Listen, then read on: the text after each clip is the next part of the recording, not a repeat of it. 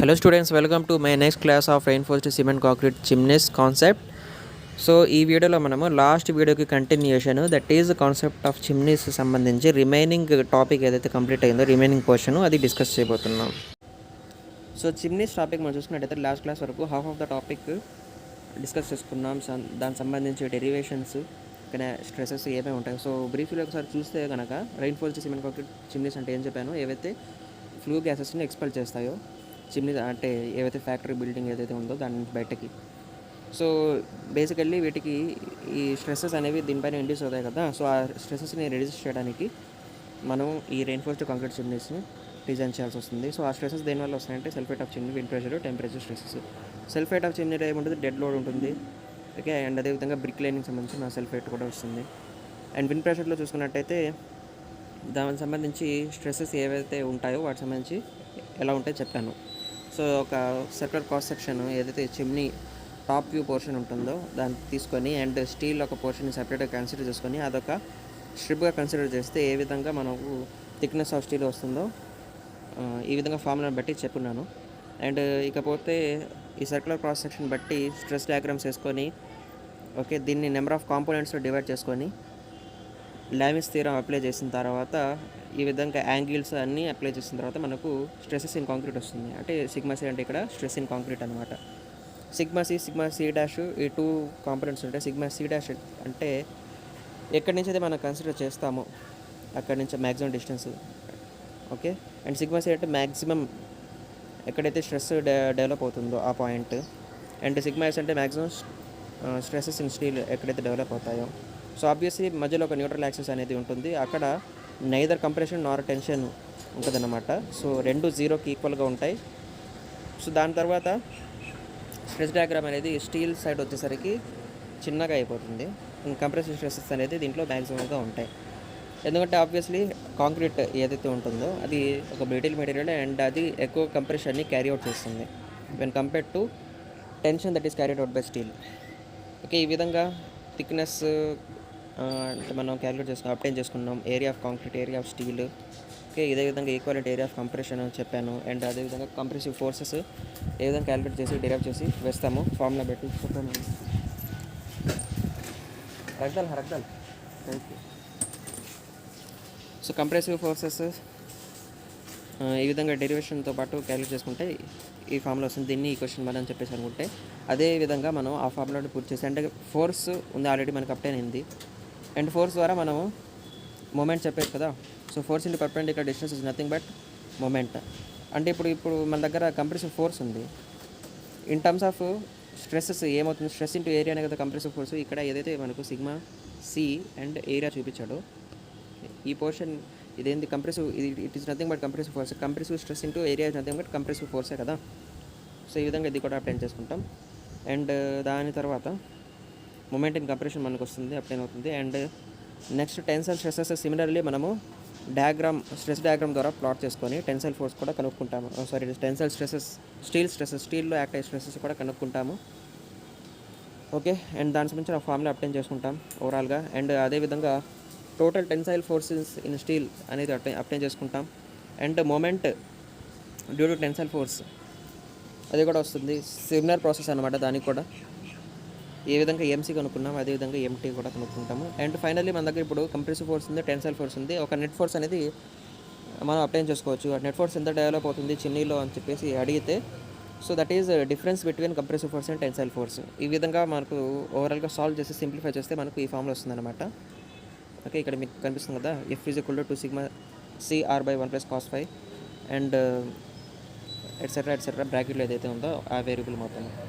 And moment total amount of moment developing in chimney ఇది ఎలా వస్తుంది, టూ టైప్స్ ఆఫ్ మూమెంట్స్ని కంబైన్ చేసే ద్వారా వస్తుంది. Okay, total amount of developing in chimney.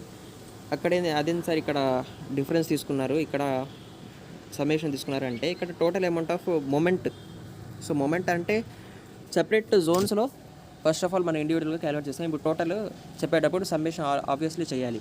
ఇక్కడ ఏంటంటే నెట్ ఫోర్స్ తీసుకున్నాం మనం అన్నమాట. ఇక్కడ మనము సో ఒక సైడ్ కంప్రెసివ్ ఫోర్స్, ఒక సైడ్ టెన్సైల్ ఫోర్స్ అంటే ఆబ్వియస్లీ అవి టూ ఆపోజిట్ సైడ్స్ యాక్ట్ అవుతూ ఉంటాయి. అప్పుడు ఎప్పుడైతే అవి యాక్ట్ అవుతూ ఉంటాయో వాటి మధ్యలో ఏదైతే అన్ఈవెనిటీ ఉంటుందో దానివల్ల ఒక నెట్ ఫోర్స్ అనేది జనరేట్ అవుతుంది కదా. సో అందుకని ఇక్కడ డిఫరెన్స్ చేయాల్సి వస్తుంది. Hope you understand. ఇదే విధంగా మనం ఎసెంట్రిసిటీ క్యాలిక్యులేట్ చేసుకోవచ్చు. దానికి సంబంధించిన ఫార్ములా ఇలా వస్తుంది. అండ్ అదేవిధంగా for maximum compressive strength and maximum tensile strength equation of similar triangle analysis చేస్తాము. ఓకే, ఆ విధంగా మనకు స్ట్రెసెస్ ఇన్ స్టీల్ ఎలా వస్తుంది, ఈ విధంగా m(σc) × 1 - cos φ / 1 + cos. ఇంతవరకు లాస్ట్ క్లాస్ చెప్పుకున్నాను.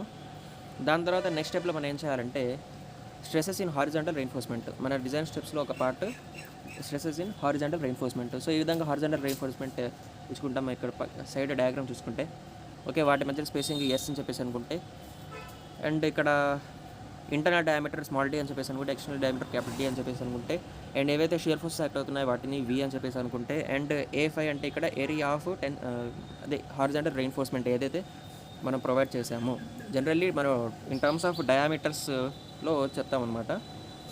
బట్ ఏరియా ఆఫ్ డయా చెప్పినా కానీ, ఏరియా ఆఫ్ రెయిన్ఫోర్స్మెంట్ చెప్పినా కానీ తప్పు.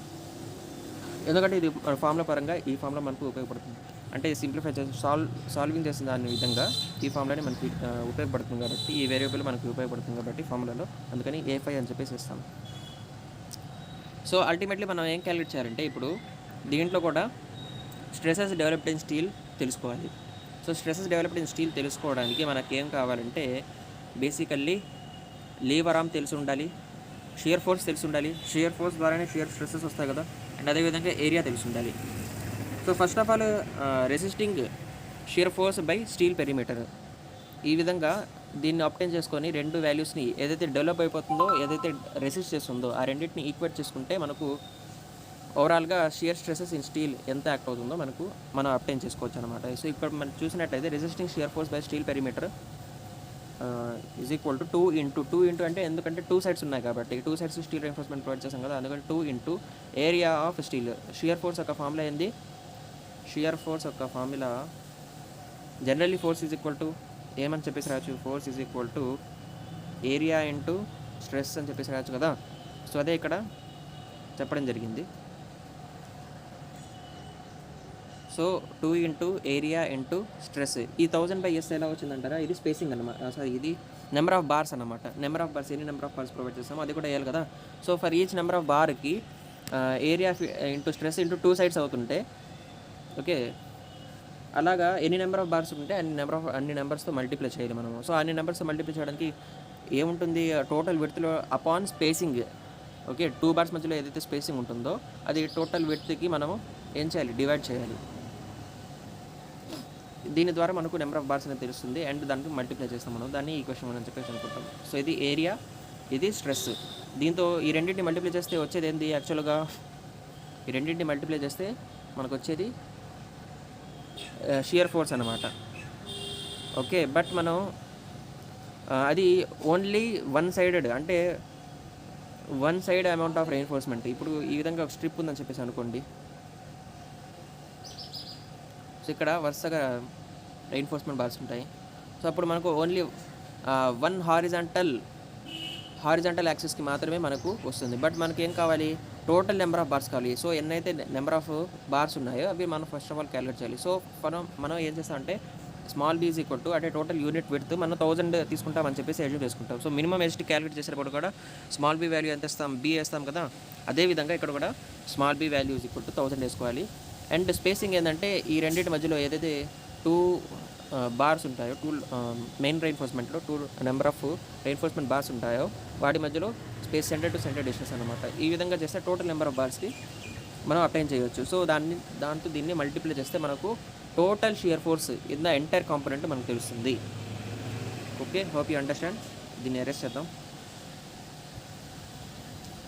అండ్ దాని తర్వాత moving further,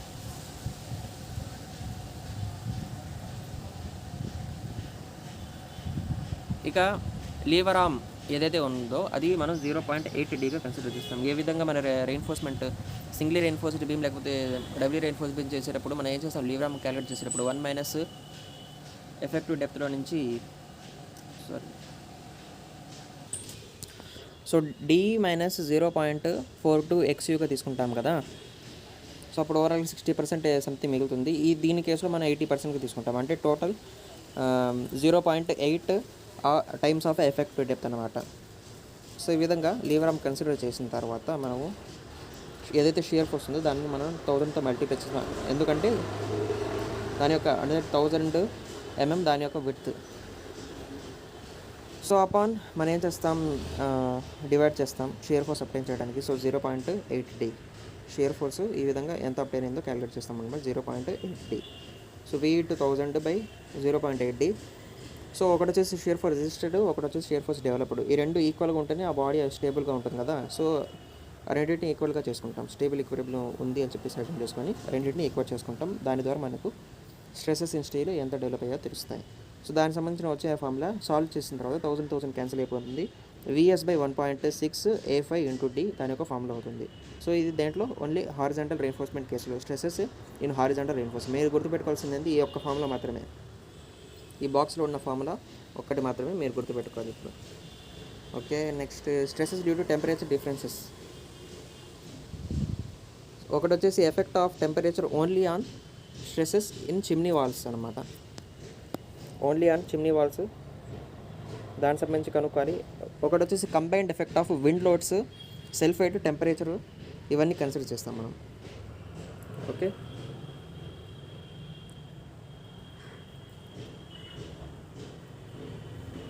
and finally stresses in horizontal reinforcement due to temperature difference. Temperature difference వల్ల హారిజాంటల్ రెయిన్ఫోర్స్మెంట్లో ఏ డిఫరెన్సెస్ వచ్చాయి, స్ట్రెస్ అది ఏ స్ట్రెసెస్ డెవలప్ అయ్యాయి టెంపరేచర్ డిఫరెన్సెస్ వల్ల. ఓకే, ఇది మనం కొనుక్కుంటాం. దాని తర్వాత డిజైన్ ప్రొసీజర్ చూసుకుందాం. సో ఫస్ట్ ఆఫ్ ఆల్ ఈ కేసుకి ఫస్ట్ ఏదైతే ఉంటుందో ఈ ఫస్ట్ టైప్ ఆఫ్ ఎఫెక్ట్ దగ్గరికి వచ్చేస్తాం. Stresses due to temperature differences. ఇది పర్టికులర్ ఇది సపరేట్ స్టెప్ అనమాట. ఇది అన్నిటికంటే లాస్ట్ స్టెప్. దీంట్లో 3 ఎఫెక్ట్స్ కలిగి ఉంటాయి. ఓకే, సో మనం చూసుకున్నట్టయితే ఇక్కడ ఈ ఫిగర్ని అబ్జర్వ్ చేయండి. ఇది ఒక చిమ్నీ వాల్ అని చెప్పేసి అనుకుంటే దీని యొక్క area of concrete per unit విడ్త్ని మనం ఎంత అనుకుంటాం, టీసీ అని చెప్పేసి అనుకుంటాం. ఓకే, ఇక్కడ టీసీతో రిప్రజెంట్ చేశారు. అండ్ దానివల్ల ఆ టెంపరేచర్ వల్ల ఈ effect of temperature on stresses in chimneys wall వల్ల మనకు ఎయిర్ గ్యాప్ అనేది ఒకటి డెవలప్ అవుతుంది. సో ఆ ఎయిర్ గ్యాప్లో ఆబ్వియస్లీ ఎంత కాంక్రీట్ వాల్యూమ్ ఆక్యుపై చేస్తుంది అంటే ఈ ఎయిర్ అంతా ఏం ఆక్యుపై చేస్తుంది కదా, ఇట్ ఈస్ నెగ్లిజిబుల్ ఏరియా. కాబట్టి ఇక్కడ ఏమవుతుందంటే అప్పుడు ఈ ఎయిర్ గ్యాప్ కన్సిడర్ చేసిన తర్వాత separate value that is ATC అంటే యాక్చువల్ ఏరియా ఆఫ్ కాంక్రీట్ని మనం ఇక్కడ ఈ విధంగా మనం అప్టైన్ చేసుకుంటాం. ఓకే, టోటల్లీ ఇదైతే మనం actual area of gap consider చేసిన తర్వాత ఏరియా ఆఫ్ కాంక్రీట్ ఎంత ఉంటుందో అంత మనకి ఇక్కడ డయాగ్రమాటికలీ రిప్రజెంట్ చేయబడింది. ఓకే, నెక్స్ట్ వచ్చేసి ఇంకా ఈ డయాగ్రామ్ చూసుకున్నాం. ఆల్ఫా అంటే ఇక్కడ coefficient of thermal expansion. Steel and concrete కేసులో 12 × 10⁻⁶ అండ్ 11 × 10⁻⁶ రెస్పెక్టివ్లు ఉంటాయి. వాటి యొక్క యూనిట్స్ వచ్చేసి °C అన్నమాట. ఓకే, దాని తర్వాత మాడ్యులర్ రేషియో ఏదైతే ఎం అంటే మాడ్యులర్ రేషియో. ఇక్కడ మాడ్యులర్ రేషియో ఎలా అప్టైన్ అవుతుంది, Young's modulus of steel upon Young's modulus of concrete వేస్తే అప్టైన్ అవుతుంది. TC area of concrete, TS area of steel per unit width. So ఇప్పుడు ఈ డయాగ్రామ్ చూడండి. దీని కింద ఫస్ట్ డయాగ్రామ్ వచ్చేసి ఉండేది స్ట్రెయిన్ డయాగ్రాము, సెకండ్ డయాగ్రామ్ వచ్చేసి స్ట్రెస్ డయాగ్రాము. ఓకే, స్ట్రెయిన్ డయాగ్రామ్లో మనకి మ్యాక్సిమం స్ట్రెయిన్ ఎక్కడ వస్తుంది, ఏదైతే ఎక్స్ట్రీమ్ పోర్షన్ ఉంటుందో అక్కడ మనకి 0 నుంచి 0 ఎయిర్ గ్యాప్ ఉన్న సైడ్ 0 ఉంటుంది అండ్ అదర్ సైడ్ వచ్చేసి మ్యాక్సిమం ఉంటుంది. ఓకే, అక్కడ మ్యాక్సిమం టెంపరేచర్ అనేది డెవలప్ అవుతుంది, మ్యాక్సిమం టెంపరేచర్కి సబ్జెక్ట్ అవుతుంది. ఓకే, అండ్ స్ట్రెస్ డయాగ్రామ్ చూసుకున్నట్టయితే న్యూట్రల్ యాక్సెస్ అనేది మధ్యలో లై చేస్తుంది అండ్ ఈవెన్లీ స్ట్రెసెస్ అనేవి ఈవెన్లీ స్ట్రెసెస్ అనేవి తీసుకుంటాయి అన్నమాట. Stresses in concrete and stresses in steel. So eccentricity అంటే ఇక్కడ ఏదైతే న్యూట్రల్ యాక్సెస్ నుంచి maximum fibre compression maximum fibre ఏదైతే ఉంటుందో అవుటర్ మోస్ట్ ఫైబరు దాని యొక్క డిస్టెన్స్నే మనం ఎసెంట్రిసిటీ అని చెప్పేసి అంటాము. ఓకే, అండ్ అదేవిధంగా పి అంటే థిక్నెస్ కాదు, area of steel by area of concrete per unit width. ఈ విధంగా అప్టైన్ చేసుకుంటాం. అండ్ దాని తర్వాత ఈ ఎసెంట్రిసిటీని మ్యాక్సిమంగా ఉంచుకొని నెంబర్ ఆఫ్ కాంపోనెంట్స్లో డివైడ్ చేసుకుంటే ఇప్పుడు చూడండి ఇక్కడ ఏదైతే మనకు అప్టైన్ అయిందో ఎసెంట్రిసిటీ, సో దీన్నే నేను డయాగ్రమాటికల్లీ స్ట్రెస్ అండ్ స్ట్రెయిన్ డయాగ్రామ్ మళ్ళీ ఇక్కడ ప్లాట్ చేసినట్టయితే, సో ఇక్కడ maximum stress, that is maximum stress అంతవరకు ఈ అనే వాల్యూ వచ్చేసింది. ఓకే, అండ్ ఇక్కడ న్యూట్రల్ యాక్సిస్ నుంచి ఓకే బియాండ్ ద యాక్సిస్ ఈ ఇక్కడ స్ట్రెయిన్ అనేది లై చేస్తుంది, అంతే కదా మన డయాగ్రామ్ అబ్జర్వ్ చేస్తే. సో స్ట్రెస్కి బియాండ్గా స్ట్రెయిన్ అనేది లై చేస్తుంది. సో కాబట్టి అది టోటల్ ఎంత స్ట్రెయిన్ ఇన్ కంపారిజన్ ఎంత మనకు అప్టైన్ అయ్యింది, టీ ఆల్ఫానే కదా, టీ ఆల్ఫా అప్టైన్ అయ్యింది. సో ఇక్కడ వరకు ఈ అండ్ ఇక్కడ టోటల్ టీ ఆల్ఫా అండ్ ఈ డిస్టెన్స్ మనకు కావాలంటే చేస్తాం. టోటల్ టీ ఆల్ఫా నుంచి ఈ అంటే మైనస్ చేస్తే మనకు ఓవరాల్గా ఈ వాల్యూ అప్టైన్ అవుతుంది. ఇకపోతే ఇక్కడ చూడండి,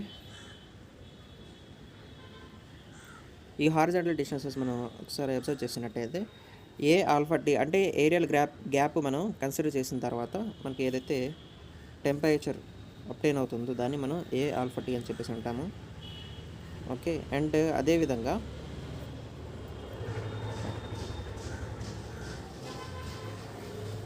ఈ ఏ ఆల్ఫా టీ అనేది ఈ వర్టికల్ డిస్టెన్స్ అనమాట. ఇక్కడ నుంచి ఇక్కడ వరకు ఈ వర్టికల్ డిస్టెన్స్ ఏ ఆల్ఫా టీ అనేది. ఓకే, ఎక్కడి నుంచి అయితే స్ట్రెయిన్ స్టార్ట్ అవుతుందో అక్కడి నుంచి మ్యాక్సిమం ఫైనల్ వరకు ఏ ఆల్ఫా టీ అనేది ఉంటుంది. And the remaining will be obviously 1 - ఏ ఉంటుంది. ఓకే, ఏ బదులు 1 - ఏ ఉంటుంది, ఎందుకంటే టోటల్లీ ఎంత ఇక్కడ నుంచి ఇక్కడ వరకు స్ట్రెయిన్ అనేది maximum that is equal to 1. Okay, ఇప్పుడు 1 ఇది ఇక్కడ ఏ వచ్చేసింది, ఏ ఆల్ఫా టీ అంత స్ట్రెయిన్ అనేది ఆక్యుపై చేసింది. ఆబ్వియస్లీ రిమైనింగ్ ఎంత ఉంటుంది, 1 - ఏనే కదా మిగిలి ఉండేది. సో 1 - ఏ, సో అదే ఇక్కడ వేయడం జరిగింది 1 - ఏ ఆల్ఫా టీ. ఇకపోతే ఇక్కడ 1 - ఏ ఆల్ఫా టీ ఉంటే ఈ పోర్షన్ అనేది ఎంత వస్తుంది, ఆబ్వియస్లీ టోటల్లీ ఈ ఉంది. సో ఆ ఈలో నుంచి 1 - ఏ ఆల్ఫా టీ అనేది డివైడ్ చేస్తే ఓకే అంటే ఓవరాల్గా మనకు అప్టైన్ అవుతుంది వాల్యూ అనేది. సో స్ట్రెయిన్ అండ్ స్టీల్ అదే చెప్పడం జరిగింది, ఈ -1 - ఏ ఆల్ఫా టీ. ఓకే, ఈ -1 - A alpha tea. Neutral axis దగ్గర ఎంత ఉంది, 1 - కే ఆల్ఫా టీ ఉంటుంది. ఓకే, కే అంటే ఇక్కడ న్యూట్రల్ యాక్సిస్ డెప్త్ కోఎఫిషియంట్ కాబట్టి కేతో మల్టిప్లై అవుతుంది. సో ఏ బదులు కే వస్తుంది అంతే, ఇక్కడ అక్కడేం లేదు. Okay, strain and steel is equal to 1 - K alpha T -1 - A alpha T. ఓవరాల్గా దీన్ని సింప్లిఫై చేస్తే ఏ - కే ఆల్ఫా టీ అవుతుంది, that is sigma ST will be A - K alpha T. And అదేవిధంగా స్ట్రెయిన్ ఇన్ కంప్రెషన్ చూసుకున్నట్టయితే K alpha T వస్తుంది. So that is epsilon CT. పైన strain in steel వచ్చేసి epsilon ST. And stress in steel అది ఎలా obtain అవుతుంది, Young's మాడ్యులస్ని స్ట్రెయిన్తో మల్టిప్లై చేయాలి. ఓకే, ఎందుకంటే Young's modulus will be equal to what, stress by strain కదా. సో అప్పుడు stress is equal to Young's modulus into strain అవుతుంది. ఈ విధంగా ES into A - K alpha T అవుతుంది. And stress in concrete is equal to EC into epsilon CT is equal to EC K alpha T అవుతుంది. So 3 జోన్స్లో basically మనం ఈ K values అనేది obtain చేయాలన్నమాట. సో ఇక్కడ ఫస్ట్ ఏదైతే temperature effect ఉంటుందో, టెంపరేచర్ డిఫరెన్స్ వల్ల స్ట్రెస్ డెవలప్ అవుతుందో చిమ్నీ వాల్స్, దీంట్లో మనం న్యూట్రల్ యాక్సిస్ దగ్గరే మనం క్యాలిక్యులేట్ చేస్తామన్నమాట. ఆ విధంగా క్యాలిక్యులేట్ చేస్తే మనకు ఏ విధంగా డెరివేషన్ అనేది డెరైవ్ అవుతుందో చూడండి.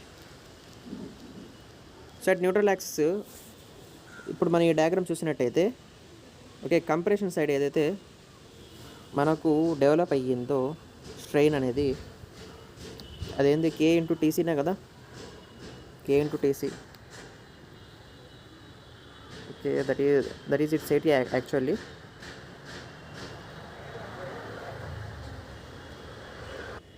ఓకే, ఈ టీసీ అనేది ఇక్కడ area of concrete per unit width and steel సంబంధించిన విడ్త్ ఏదైతే ఉందో అది ఎలా అప్టైన్, ఏరియా ఏదైతే ఉందో అది ఎలా అప్టైన్ అవుతుంది. సో ఇక్కడ వరకు అది పోర్షన్ని ఆక్యుపై చేసి ఉంటుంది. సో దట్ ఈస్ టీఎస్ అన్నమాట. Okay, TS will be equal to K into TC యాక్చువల్గా. ఓకే, మాడ్యులర్ రేషియో పరంగా మీరు స్టడీ చేస్తున్నారు కదా ఇక్కడ, బట్ న్యూట్రల్ యాక్సిస్ కోఎఫిషియంట్ అనేది తీసుకున్నాం, కన్సిడర్ చేస్తాం, డిఫరెన్స్ ఏం లేదు.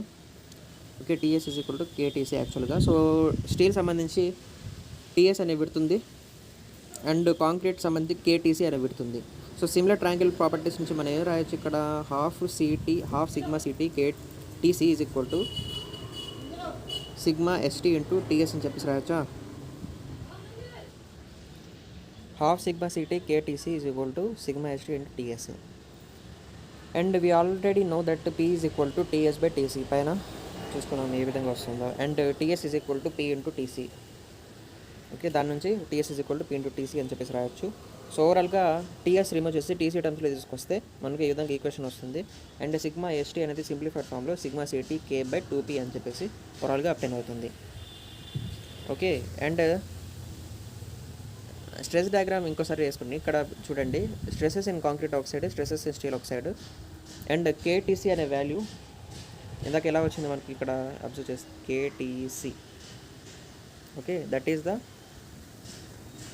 ఓకే ఎక్కడైతే స్ట్రెస్ అనేది 0 ఉంటుందో అక్కడ కేటీసీ అనే విడుతు ఉంటుంది. ఓకే, అక్కడ నుంచి ఎక్స్ట్రీమ్ ఫైబర్ దాకా కేటీసీ అనే విడుతు ఉంటుంది. అండ్ రిమైనింగ్ వచ్చేసి ఏ-మైనస్ కే టు టీసీ ఉంటుంది, ఎందుకంటే టోటల్ లెంగ్త్ వచ్చేసి టీసీ కాబట్టి.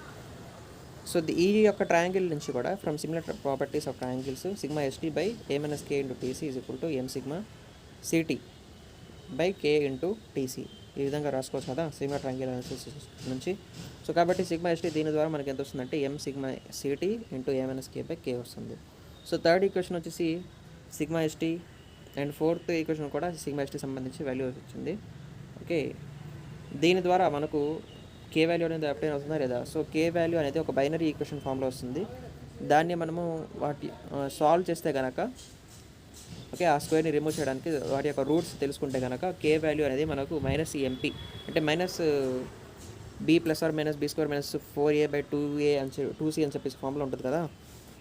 ఓకే, 2a అనే ఫామ్లో ఉంటుంది కదా. సో ఆ ఫామ్లా బట్టి మనం డిరైవ్ చేసుకుంటే కనుక K is equal to minus MP plus root of MP square plus 2mp వస్తుంది. ఇది ఎప్పుడంటే టెంపరేచర్ డిఫరెన్స్ వచ్చినప్పుడు స్ట్రెసెస్ యొక్క ఎఫెక్ట్ అనమాట. Effect of temperature only and stresses in chimney wall due to the temperature differences. Okay, ఇదొకటి on chimney walls. దాని తర్వాత combined effect of wind loads, sulphite, temperature అంతా. అంటే ఇప్పుడు దాకా మనం ఓన్లీ టెంపరేచర్ చూసాం, ఇప్పుడు విండ్ లోడ్స్, సల్ఫైట్ ఈ మూడు ఒకవేళ ఈ కాంపోనెంట్స్ కనుక ఈ వెయిట్ కాంపోనెంట్స్ కనుక యాక్ట్ అయితే అప్పుడు స్ట్రెసెస్లో ఏ విధంగా మార్పు వస్తుంది. So stresses in steel as usual and stresses in concrete as usual EC K alpha T, ES A minus K alpha T steel సంబంధించి మనం అప్టైన్ చేసుకున్నాం. ఇప్పుడు ఈ డయాగ్రామ్ని ఇక్కడ అబ్జర్వ్ చేయండి. ఈ డయాగ్రామ్లో కూడా పెద్దగా మార్పు ఏం లేదు. సో ఓవరాల్గా టీసీ అంటే ఎయిర్ గ్యాప్ అంతవరకు ఏదైతే సెంటర్ వరకు డిస్టెన్స్ ఉంటుందో అంతవరకు ఏటీసీ అవుతుంది దాని యొక్క విడ్త్. అండ్ స్ట్రెస్ ఎక్కడైతే 0 అవుతుందో అక్కడి నుంచి మ్యాక్సిమం కంప్రెషన్ ఫైబర్ వరకు కే డాష్ టీసీ ఉంటుంది. అక్కడ కే టీసీ అని ఇక్కడ కే డాష్ టీసీ తీసుకున్నాం అంతే, ఇక్కడ పెద్ద డిఫరెన్స్ లేదు. ఈ కే డాష్ అంటే ఇక్కడ neutral axis coefficient for combined effect అన్నమాట. సో డయాగ్రామ్ కూడా ఏం మార్పు లేదు, బట్ మనం అర్థం చేసుకుంటే ఈ డెరివేషన్ అంతా ఈజీ అనమాట డయాగ్రాము. సో దీంట్లో కూడా మనం ఏం చేస్తామంటే ఫైనల్లీ మనము స్ట్రెసెస్ని అప్టైన్ చేయడానికి ఓకే ఈ కే వాల్యూని ఈ స్ట్రెస్ వాల్యూస్ని అప్టైన్ చేయడానికి మనం ఏం చేస్తాం, net compression is equal to net tension చేస్తాం. ఈ విధంగా నెట్ కంప్రెషన్ మనకు ఆ స్ట్రెస్ డయాగ్రామ్ ద్వారా మనం ప్లాట్ చేసుకుంటే sigma C TC plus m-1 into TS sigma C is equal to half sigma C K dash TC minus TS sigma yes dash.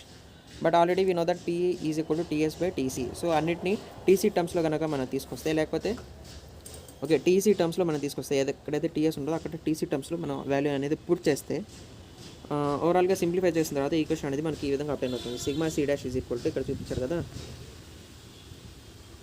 Sigma C dash is equal to sigma C into 1 plus 1 m-1 into P by K dash by 2 minus MP into A minus K dash by K dash. Okay, change of stress in concrete at inside force ఎంత అవుతుందంటే sigma C dash minus sigma C అవుతుంది. Okay, change of stress in concrete at inside force ఆ పరంగా మనకు already sigma C తెలుసు and sigma C dash ఇప్పుడే మనం obtain చేసుకున్నాం. అండ్ దాన్ని సాల్వ్ చేసిన తర్వాత మనకు ఎంత వస్తుంది, EC into alpha T minus E వస్తుంది. Change of stress in steel is equal to sigma yes dash minus M sigma C వస్తుంది. Okay, and sigma yes dash అనేది అప్టైన్ చేసుకున్నాం అండ్ సిగ్మా సి ఆల్రెడీ మనకు తెలుసు.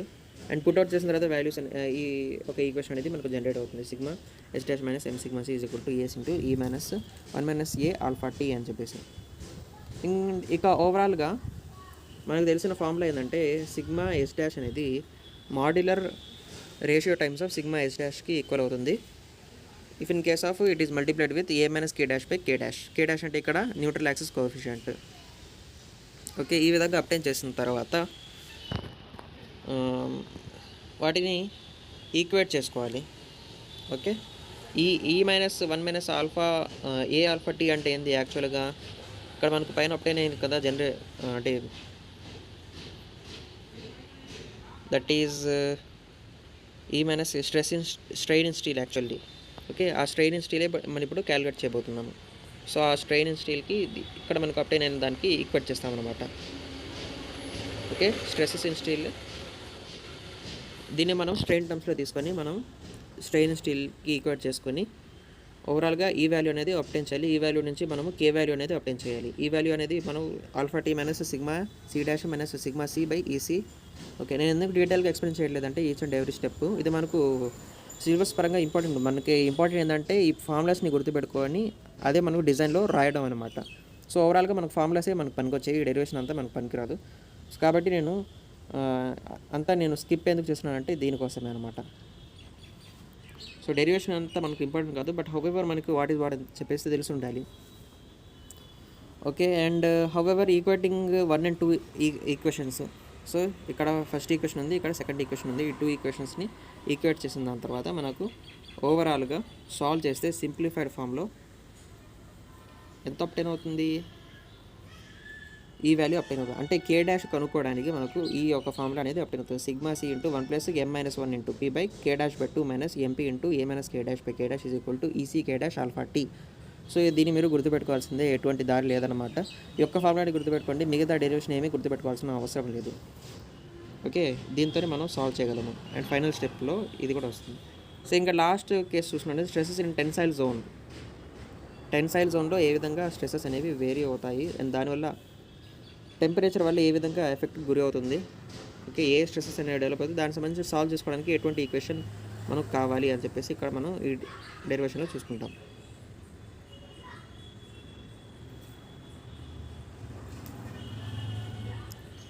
So first of all net tension is equal to net కంప్రెషన్కి equate చేసుకుంటాం. దాని ద్వారా మనకు stresses in concrete or stresses in steel అనేవి వస్తాయన్నమాట. Okay, net tension is equal to area into stress obviously,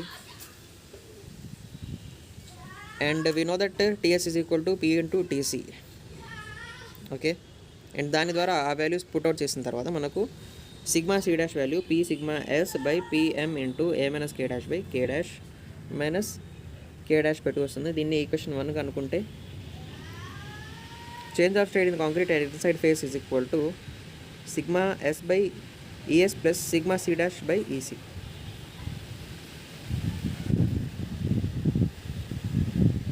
okay, and ఈ రెండింటి యొక్క సమ్మేషన్ దేనికి ఈక్వల్గా ఉంటుంది, ఆల్ఫా టీ మైనస్ ఈకి ఈక్వల్గా ఉంటుంది. అండ్ ఈ వాల్యూ అనేది ఈ ఈక్వేషన్ని సింప్లిఫై చేసి అంటే ఈ వాల్యూని ఇక్కడ ఉంచేసి ఆల్ఫా టీని అక్కడ పంపించేసిన తర్వాత ఈ విధంగా ఈక్వేషన్ అనేది ఈక్వేషన్ 1గా ఈక్వేషన్ ఫామ్లో ఏదైతే మనకు కనిపిస్తుందో ఆ విధంగా అప్టైన్ అవుతుంది.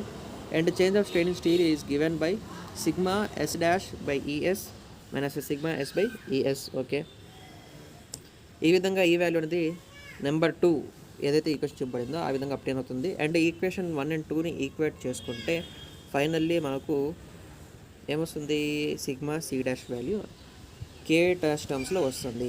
ఈ విధంగా ఆల్రెడీ ఇక్కడ ఫస్ట్ ఈక్వేషన్ అప్టైన్ చేసుకున్నాం. Okay, first we know that అని చెప్పేసింది కదా సిగ్మా ఎస్ డాష్, అది స్మాల్ 1 అన్నమాట. దాని నుంచి ఈక్వేషన్ 2 ఏదైతే ఉందో దాన్ని ఈక్వేట్ చేస్తామనుకోండి, ఓవరాల్గా మనకు ఈ విధంగా P sigma yes by okay PM into A minus K dash by K dash minus K dash by A is equal to EC K dash alpha T అనే వాల్యూ అప్లై అవుతుంది. ఈ ఫామ్లో కూడా గుర్తుపెట్టుకోవాలి. So last and final stresses in horizontal reinforcement due to temperature differences. Horizontal రీఎన్ఫోర్స్మెంట్లో ఈ విధంగా okay stresses అనేవి డెవలప్ అవుతాయి. సో ఫస్ట్ ఆఫ్ ఆల్ ఇక్కడ ఈ యొక్క ఫైబర్ని మీరు అబ్జర్వ్ చేయండి. At high temperature the inner surface of chimney is prevented from expansion and therefore gets compressed. So chimney యొక్క ఇన్నర్ సర్ఫేస్ అనేది ఎక్స్పాన్షన్ నుంచి ప్రివెంట్ అవ్వబడుతుంది అనమాట. అంటే ఎక్స్పాండ్ అవ్వదనమాట, ఎక్స్పాండ్ అవ్వకుండా ఆపబడుతుంది.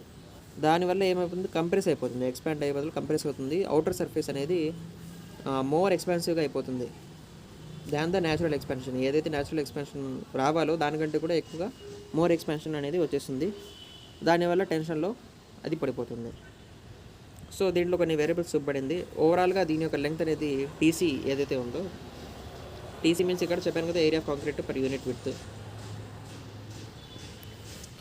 అండ్ దానికి సంబంధించిన స్ట్రెస్ డయాగ్రామ్ మనం డ్రా చేస్తే కనుక ఈ విధంగా అప్టైన్ అవుతుంది. ఇక్కడ మనకు డయాగ్రామ్లో చూపబడినట్టు. ఓకే, ఈ బీమ్ సంబంధించిన ఈ స్ట్రెస్ డయాగ్రామ్ అనేది ఈ విధంగా ఉంటుంది. అండ్ న్యూట్రల్ యాక్సిస్ నుంచి మ్యాక్సిమం కంప్రెషన్ ఫైబర్ వరకు ఏ విధంగా అయితే పైన KTC వచ్చిందో ఇక్కడ కూడా K1 TC వస్తుంది. K1 అంటే ఇక్కడ ఏంది neutral axis coefficient. Okay, you have to remember this point. ఇక్కడ extreme side stresses in steel, other extremes stresses in concrete వస్తుంది అనమాట. ఓకే, అండ్ ఇకపోతే AS' అంటే cross sectional area of horizontal steel అవుతుంది. S అంటే స్పేసింగ్, TS అంటే TS' అంటే thickness of steel in horizontal direction. ఈ విధంగా P is equal to TS'/TC అవుతుంది. And we know that what we know from above derivation sigma ST' is equal to M sigma CT' into A-K1/K1.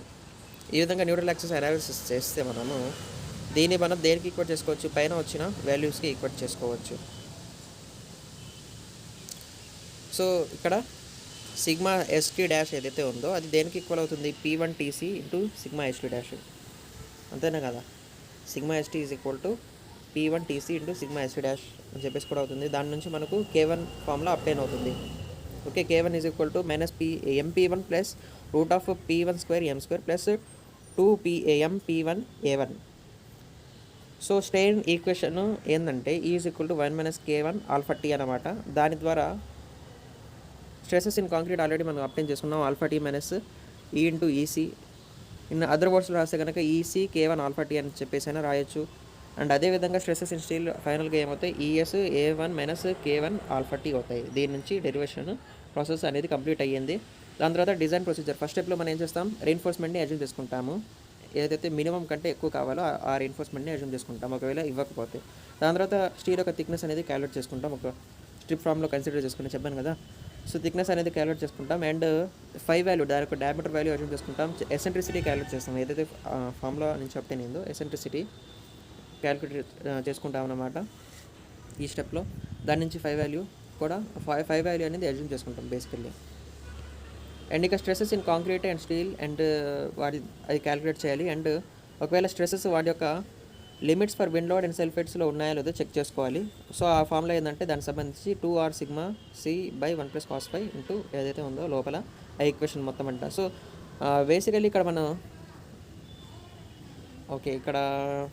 మనం చూసినట్టయితే ఇక్కడ TC - TS ఇంటూ sin φ ఉంది కదా. ఇక్కడ మనం గుర్తుపెట్టుకోవాల్సింది, ఇక్కడ ఈ ఫార్ములా గుర్తుపెట్టుకున్నాం అనుకోండి, పైన ఫార్ములా కూడా ఆటోమేటిక్లీ వచ్చేసింది. సో ఇక్కడ TC - TS ఇంటూ sin alpha plus π - φ cos φ plus πM TS cos φ ఉంది కదా. ఇక్కడ డినామినేటర్ కూడా అదే ఉంటుంది అనమాట. సో ఈ ఫార్ములాని మనం బేసికలీ గుర్తుపెట్టుకుంటే W ఫార్ములా కూడా మనకు ఈజీగా అండర్స్టాండబుల్గా ఉంటుంది అనమాట. దీన్ని నేను స్ట్రైక్ చేయలేదు, జస్ట్ ఇక్కడ మీకు ఐడెంటిఫికేషన్ కోసం ఈ విధంగా పెట్టాను. సో ఈ వాల్యూలో ఉండే డినామినేటర్లే W వాల్యూలో ఉండే న్యూమరేటర్ అనమాట. But 2R sigma C/1 + cos φ ఇంత మీరు గుర్తుపెట్టుకోవాలి W వాల్యూ సంబంధించి. సో ఈ ఫార్ములాస్ ఏవి కూడా మన కోడ్ బుక్లో దొరకవు. DDRCలో చాలా ఫార్ములాస్ మనం చేసేటప్పుడు కోడ్ బుక్లో దొరికిపోయాయి. ఫ్లాట్ స్లాబ్ సంబంధించి కూడా చాలా వరకు కోడ్ బుక్లోనే ఉంటాయి. బట్ దీంట్లో అయితే మనం గుర్తుపెట్టుకోవాల్సి వస్తుంది చిమ్నీస్ టాపిక్ సంబంధించి. అండ్ దాని తర్వాత హారిజాంటల్ రెయిన్ఫోర్స్మెంట్ మనం క్యాలిక్యులేట్ చేసాం కదా. దాంట్లో వచ్చేసి స్ట్రెసెస్ ఇన్ స్టీల్ వచ్చేసి VS/1.6 A5D అని చెప్పేసి అప్టైన్ చేసుకున్నాం. అండ్ దాని తర్వాత స్ట్రెస్ లిమిట్స్ మనం చెక్ చేసుకుంటే neutral axis, at compression, at tensile zone. ఓకేనా, ఈ 3 జోన్స్లో మనం సపరేట్గా K వాల్యూస్ వేసుకొని అండ్ వాటికి సంబంధించిన సిగ్మా CT అంటే సిగ్మా ST అనేది క్యాలిక్యులేట్ చేయాలి. Okay, sigma CT and sigma ST అనే వాల్యూస్ అన్ని చోట్ల ఒకటే అన్నమాట. బట్ K ప్లస్లో K' K1 రావడం జరుగుతుంది. ఓకే, EC K ఆల్ఫా Tనే ఉంటుంది. And sigma CT is equal to ES K A - K alpha T ఫామ్లోనే ఉంటుంది. బట్ K వాల్యూస్ ఒకటే, న్యూట్రల్ యాక్సిస్ కోఎఫిషియెంట్స్ ఏవైతే ఉన్నాయో అవి మాత్రమే మారుతాయి.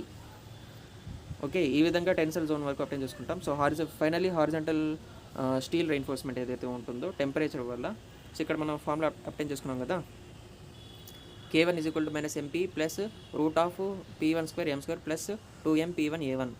సో ఇది దేనికి సంబంధించి stresses in horizontal reinforcement due to temperature difference. Finally ఇది క్యాలిక్యులేట్ చేసి దీనికి సంబంధించిన సిగ్మా CT అంటే సిగ్మా ST కూడా అదే ఫార్ములాని బట్టి క్యాలిక్యులేట్ చేసి డిటర్మైన్ చేస్తాము. దాని ద్వారా ఈ యొక్క డిజైన్ ప్రొసీజర్ అనేది కంప్లీట్ అవుతుంది. సో ఈ క్లాస్లో ఇంతవరకే. Hope you like this video.